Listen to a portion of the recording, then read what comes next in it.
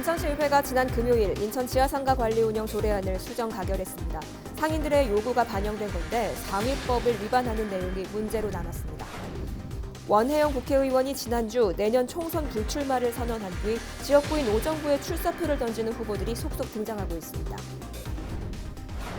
신도시 지역 학교 부족 문제를 겪고 있는 김포에 초등학교와 중학교를 통합한 학교가 곧 등장할 예정인데요. 과밀학급 대안으로 기대와 우려를 함께 안고 있습니다. 국방부가 부평 미군기지 주변 식당과 카센터 운영자 등 무단 점유자 14명을 경찰에 고발했습니다.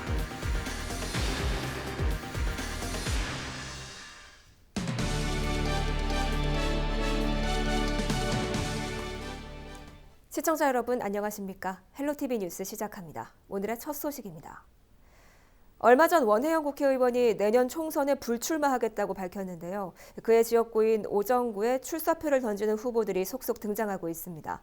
특히 원혜영 의원과 같은 더불어민주당에서는 저마다 원혜영 정신 계승을 강조하고 나섰습니다. 김진재 기자입니다. 내년도 총선 예비 후보자 등록일을 하루 앞두고 김만수 전 부천시장이 오정구 출마 의사를 밝혔습니다. 김만수 전 시장은 기자회견 자리에서 오정 지하철의 차질 없는 완공과 GTX D노선의 오정 유치 등을 약속했습니다. 원혜영 국회의원의 보좌관 출신이기도 한 김 전 시장은 원혜영 의원의 정치 철학을 계승하겠다고 강조했습니다. 이제는 부천 오정의 발전을 위해서 제가 그 길을 이어받아서 나아가보자 출마 선언을 하게 됐습니다. 원혜영 국회의원이 보여줬던 그동안의 부천을 사랑하는 마음이라든지 또 국가의 정치 발전을 위해서 헌신해온 정신을 올곧이 계승해서 같은 더불어민주당인 서영석 전 경기도의원도 지난 13일 기자회견을 열고 오정구 출마 계획을 공식화했습니다. 서 전 의원 역시 원혜영 의원의 선거대책 본부장을 맡았던 인연을 강조하며 믿음과 신뢰에 원혜영 정신을 계승하겠다고 이야기했습니다. 김만수 전 부천시장과 총선 후보 자리를 놓고 경쟁하는 상황에 대해서는 그간 지역 활동을 통해 주민들의 신뢰를 쌓아왔다며 선의의 경쟁을 통해 선택받겠다고 이야기했습니다. 25년 동안 같이 친구로 지내던 친구와 함께 이렇게 경쟁을 한 것이 비록 마음은 아프지만 어쨌든 또 정치 현실이 그런 거기 때문에 그동안의 우정을 넘어서 선의의 경쟁을 통해서 지역 주민들의 사랑과 선택을 받도록 그렇게 하겠습니다. 여당 후보들이 저마다 원혜영 계승을 강조하고 나선 상황. 야당에서는 지역 당협위원장들이 오정구 출마 의사를 보이고 있습니다. 안병도 자유한국당 오정구 당협위원장은 취재진과의 통화에서 총선 출마 계획을 밝힌 바 있습니다. 다만 안 위원장은 오정구 지역이 여당 강세 지역인 만큼 야당 후보끼리의 연대도 염두에 두고 있다고 설명했습니다. 정의당 역시 구자호 오정구 당협위원장의 총선 출마 의지를 밝혔습니다. 구자호 위원장은 기득권 정당이 아닌 개혁을 할 수 있는 정의당에서 국회의원을 배출해야 한다며 부천의 환경을 지킬 수 있는 공약들을 고민 중이라고 밝혔습니다. 민주당이 다 집권하고 있는 상태에서 2017년 그 촛불 정신을 많이 지키지 못하고 있지 않나 하는 생각이 듭니다. 그래서 그런 기득권을 깨는 정치를 하기 위해서는 기존의 민주당 정치인들이 아니고 이번에는 진보적인 정의당에서 국회의원이 돼야 된다고 생각을 합니다. 오랜 세월 오정구를 지키던 원혜영 의원이 총선 불출마를 선언하면서 오정구에 출사표를 던지는 후보자들이 속속 등장하고 있습니다. 헬로티비 뉴스 김진재입니다. 인천시의회가 인천 지하상가 관리 운영 조례안을 수정 가결했습니다. 하지만 수정안이 여전히 상위법을 위반하고 있어 후폭풍이 예상되는데요. 취재기자와 자세한 이야기 나눠보겠습니다. 이재필 기자 스튜디오에 나와 있습니다. 네, 이 기자 먼저 수정안 내용부터 짚어볼까요? 네, 인천시의회가 지난 13일 이제 본회의를 열고 지하상가 운영 조례안을 이제 수정 가결했죠. 조례안의 핵심 골자는 이제 점포 사용자의 경쟁 입찰을 명확히 하고요. 그리고 이제 지하상가 임차권의 양도 양수 그리고 재임대를 금지하는 것을 이렇게 품고 있습니다. 네. 기존 조례는 이제 상인들이 지하상가 보수 비용을 부담하는 대신에 점포 임대권을 또 인정해주고 또 이 임대받은 점포의 양도 양수, 재임대까지도 허용을 하고 있었습니다. 그런데 이는 모두 상위법 위반이라는 지적을 받아왔죠. 이게 인천시가 조례 개정을 추진한 건데요. 당연히 이제 기존의 이런 기존 조례에 따라서 상가를 운영해왔던 상인들은 재산권 침해다라고 하면서 이제 강하게 반발을 했죠. 이게 인천시는 조례 부칙에 계약 잔여 기간이 5년을 넘지 않을 않을 경우에는 이제 5년까지, 그리고 계약 기간이 5년을 초과할 경우에는 그 계약 기간까지 이제 권리를 인정해 줄 것을 부칙에 담았습니다. 네. 그리고 점포 임대자로부터 점포를 재임대받은 사업자들도 있잖아요.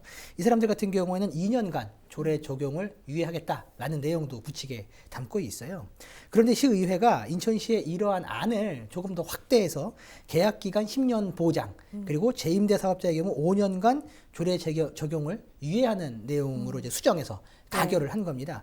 그러니까 그 상인 지원 폭을 2배 이상, 인천시 안보다 2배 이상 늘려서 조례를 수정 가결한 그런 상황입니다. 네, 인천시 의회 입장에서는 상인들을 생각해서 그렇게 한 것인데 이 수정안이 문제가 될 수 있다고요? 네, 맞습니다.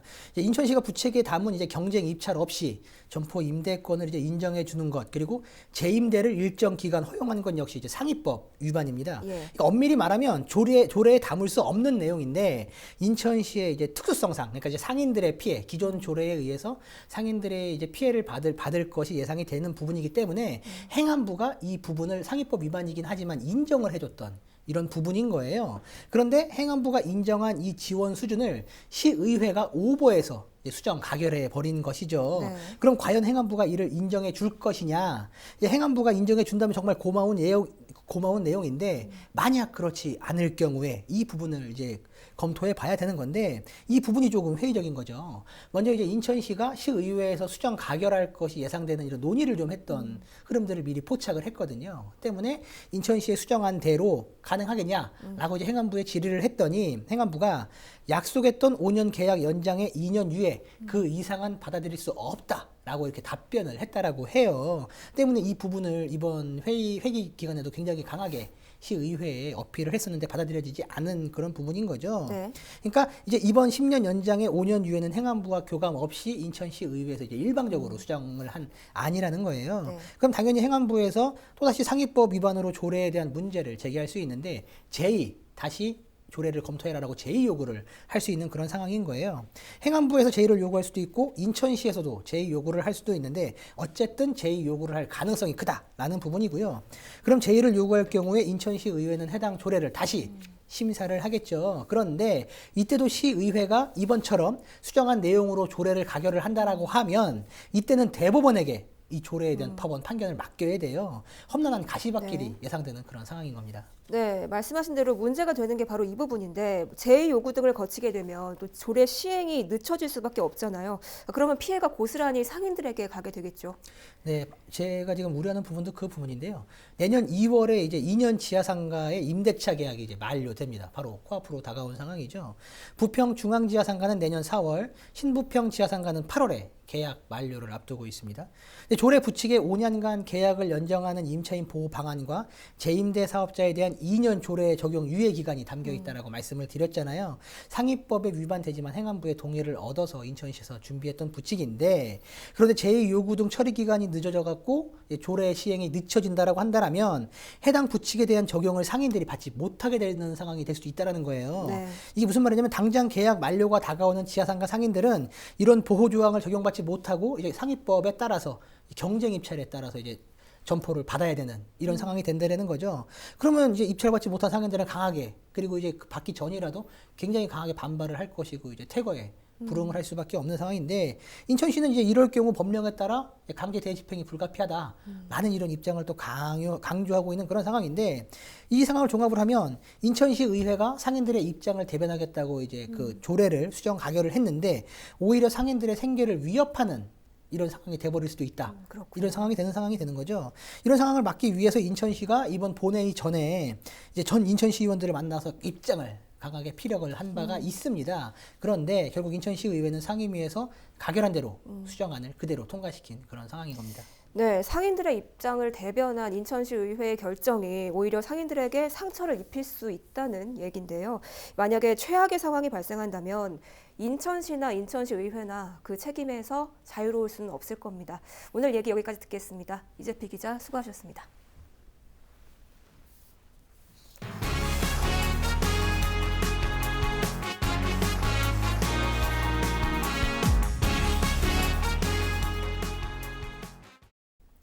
김포 한강신도시의 과밀학급 문제, 어제 오늘 일은 아니죠. 초등학교 과밀학급 문제가 중학교 과밀학교로 번질 것이라는 우려 속에 통합학교가 새로운 대안으로 떠오르고 있습니다. 취재기자와 자세한 이야기 나눠봅니다. 스튜디오에 이세진 기자 나와 있습니다. 이 기자, 먼저 이 통합학교가 어떤 학교인 건가요?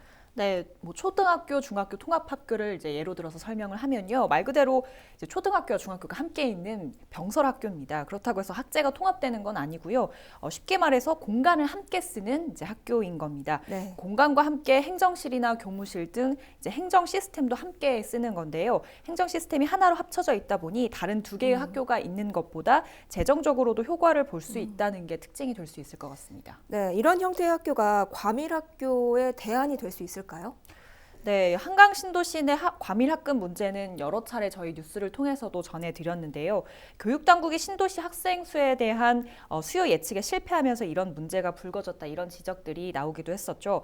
그런데 문제는 대안 마련이 쉽지가 않다는 겁니다.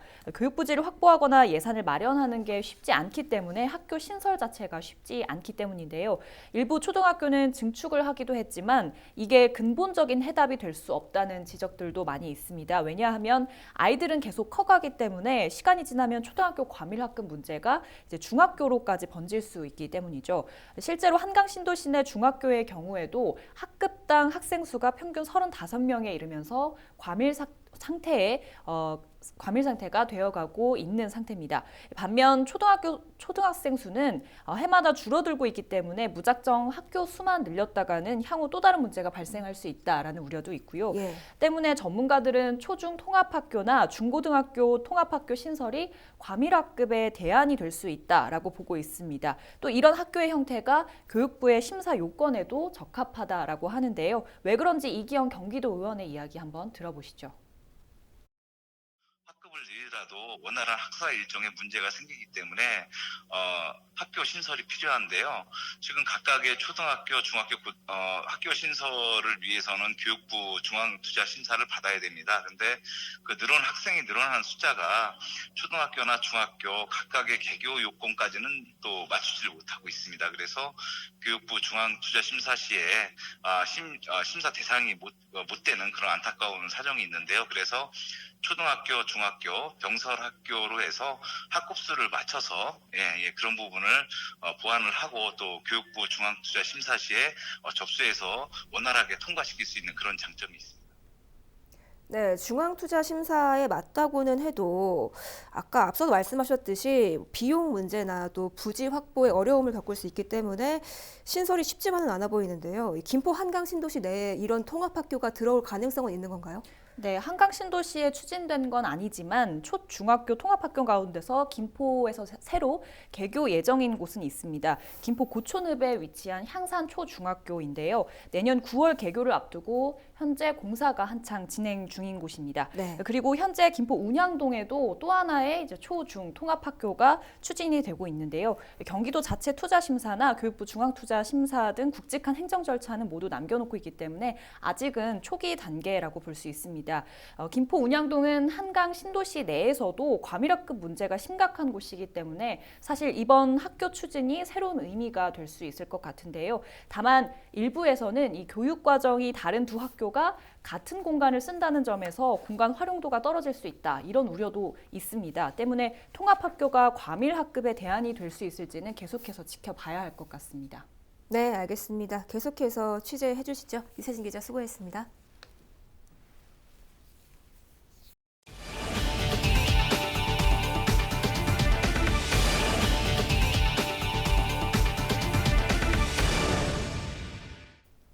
지난주 부평 미군기지가 공식적으로 반환됐죠. 이런 가운데 국방부가 부평 미군기지 주변 무단 점유자 14명을 경찰에 고발했습니다. 이들은 지난 2016년 국방부와의 민간 임대 계약이 종료된 뒤에도 해당 부지를 무단으로 점유한 혐의를 받고 있는데요. 해당 부지는 카센터와 음식점, 사무실 등으로 여전히 활용되고 있습니다. 이들은 계약 종료로 피해를 보게 됐다며 보상 등을 요구하고 있는 것으로 알려졌는데요. 경찰은 조만간 이들 14명을 불러 조사할 계획입니다. 지난 10월 9일 연천에서 마지막으로 아프리카 돼지열병이 발병한 이후 2달 넘게 추가 확진 소식이 없지만 경기도민 절반 이상은 여전히 아프리카 돼지열병을 심각하게 인식하고 있는 것으로 조사됐습니다.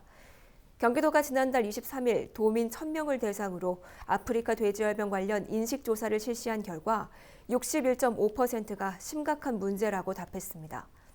또 경기도의 아프리카 돼지열병 확산 방지 대책에 대해서는 75.6%가 도움이 됐다고 응답했으며 살처분과 이동 제한 등 신속한 초기 대응에 대해서는 78.6%가 잘한 조치라고 답했습니다.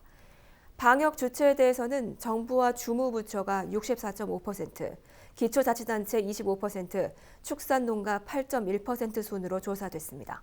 이번 조사는 경기도가 주식회사 K스탯 리서치에 의뢰해 전화 면접 방식으로 이루어졌고 95% 신뢰 수준의 표본 오차는 플러스 마이너스 3.1%포인트입니다. 일본의 수출 규제 이후 국내 핵심 산업의 원자재 국산화가 주요 과제로 떠올랐습니다. 이런 가운데 송도의 대형 바이오 기업들이 인천시와 원자재 국산화를 위한 협약을 체결했습니다. 보도에 김지영 기자입니다. 굵직한 국내 바이오 기업들이 입주해 있는 인천 송도. 단일 도시로는 세계 최대 규모의 바이오 생산 시설을 갖추고 있습니다. 지난 2017년 인천의 바이오 생산액은 1조 6,900억 원. 매년 성장을 거듭해 올해는 2조 원을 돌파할 것으로 예상됩니다. 문제는 높은 수입 의존도. 국내 바이오 생산품 원자재의 98%는 해외 수입에 의존하고 있는 실정입니다. 이 문제를 해소하기 위한 자리가 마련됐습니다. 송도 바이오 기업과 인천시 등 9개 기관이 업무 협약을 맺고 바이오 산업 원자재 국산화와 수출 활성화를 위한 협력을 다짐했습니다. 인천 송도에 입주한 4곳의 바이오 기업에서 사용 중인 원 부자재 종류만 9천여 종. 인천시는 이 가운데 단기간 내 국산화가 가능한 품목 30개를 선정해 발표했습니다. 바이오 기업들은 필요하면 투자도 할 수 있다며 지역 제조업체와의 협력을 다짐했습니다. 국산화는 리딩하는데 가장 선두에 서서 열심히 노력했습니다. 그리고 많은 기업들도 이 프로젝트에 참여하시기 바랍니다. 그래서 저희들이 기술적으로 리딩할 거고 필요하면 투자할 거고. 인천시도 적극적인 지원을 약속했습니다. 송도 바이오 기업과 남동산단 제조기업을 연계한 인천 바이오 헬스밸리를 조성하고 전담 부서를 설치해 전방위적으로 지원한다는 계획입니다. 바이오 기업 지원 인프라를 조기에 구축하는 데 최선을 다하겠습니다. 아울러 바이오 산업 육성 지원 전담 부서를 설치하고 기술 개발을 위한 지원 예산도 확대해서 2030년까지 바이오 산업이 인천과 대한민국의 미래 핵심 산업으로 우뚝 설 수 있도록. 일본의 수출 규제를 계기로 정부도 바이오 산업의 국산화에 깊은 관심을 드러냈습니다. 한국의 바이오 산업이 글로벌 강국으로 가기 위해선 산업 원자재의 국산화가 필수적이라며 관계기관의 적극적인 노력을 당부했습니다. 바이오 약품 산업이 지속적이고 내실 있게 성장하기 위해서는 바이오 산업 원부자재 국산화가 반드시 필요한 시점이다 이렇게 생각을 합니다. 생산 비용을 절감하고 전후방 산업을 견인할 수 있는 최적의 시기라는 점을 다시 한번 말씀드리고 싶습니다. 인천시는 이번 협약을 시작으로 바이오 원자재 국산화를 위한 관계기관 설명회를 정기적으로 열기로 했습니다. 또 중소제조업체의 기술 개발과 시장 진입을 위한 지원도 지속해 나간다는 계획입니다. 티브로드 뉴스 김지영입니다. 화요일은 기압골의 영향으로 전국에 비가 내리겠습니다. 비는 화요일 새벽 서쪽 지방을 시작으로 오전 중에 전국으로 확대되겠는데요. 기온은 아침 기온 8도, 낮 기온 12도로 온화하겠습니다. 주간 날씨 볼까요? 화요일은 전국에 비가 내리겠고 비가 그친 뒤 수요일부터는 영하권 추위가 찾아오겠습니다. 수요일부터는 대체로 맑은 날씨가 이어집니다. 전국 날씨 보시죠. 화요일 밤까지 충남과 호남, 경남 남해안과 제주도에 최고 30mm, 그 밖에 전국에 5에서 10mm의 비가 내리겠습니다. 화요일도 큰 추위는 없겠지만 비가 그친 뒤 비구름 뒤를 따라 찬 공기가 밀려오겠습니다. 우리 지역 바다 날씨 보시죠. 서해상 하루 종일 흐리고 비가 오겠는데요. 파고는 2m까지 일겠습니다. 강원 영동에는 수일째 건조주의보가 내려진 가운데 비가 내리기 전까지 대기가 무척 건조하겠습니다. 지역에 계신 분들은 불씨 관리해 주시기 바랍니다. 오늘 준비한 소식은 여기까지입니다. 저희는 언제나 지역 주민 여러분 곁에 있겠습니다. 시청해 주신 여러분 고맙습니다.